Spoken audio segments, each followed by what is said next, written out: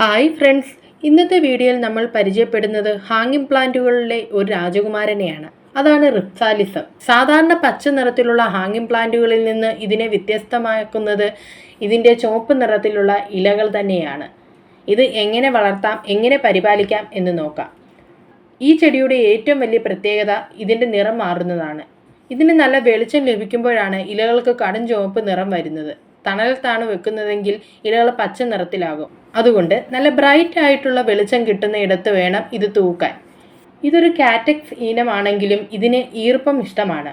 മുകളിലെ മണ്ണ് ഉണങ്ങി എന്ന് കാണുമ്പോൾ മാത്രം നനയ്ക്കുക. വെള്ളം കെട്ടി നിൽക്കാൻ പാടില്ല, അത് വേര് ചെയ്യാൻ കാരണമാകും. മാസത്തിലൊരിക്കൽ ഏതെങ്കിലും ലിക്വിഡ് ഫെർട്ടിലൈസർ നൽകുന്നത് ചെടി തഴച്ചു വളരാൻ സഹായിക്കും.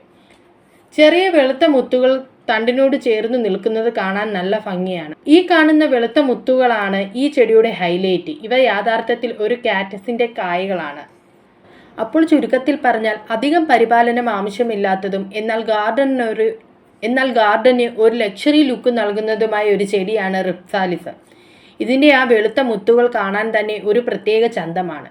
നിങ്ങളുടെ വീടിൻ്റെ ബാൽക്കണിയിലോ സിറ്റൗട്ടിലോ വെളിച്ചം കിട്ടുന്ന ഒരിടത്ത് ഇത് ഹാങ് ചെയ്ത് നോക്കൂ. ഉറപ്പായും അതൊരു കൺകുളിർമയുള്ള കാഴ്ചയായിരിക്കും. ഈ വീഡിയോ നിങ്ങൾക്ക് ഉപകാരപ്പെട്ടെങ്കിൽ ലൈക്ക് ചെയ്യാനും സുഹൃത്തുക്കൾക്ക് ഷെയർ ചെയ്യാനും മറക്കരുതേ. ഇതുപോലുള്ള കൂടുതൽ പ്ലാന്റ് വിശേഷങ്ങൾ കാണാനായി എൻ്റെ ചാനൽ ഒന്ന് സബ്സ്ക്രൈബ് ചെയ്യണേ. വീണ്ടും കാണാം ഫ്രണ്ട്സ്. Okay, bye bye.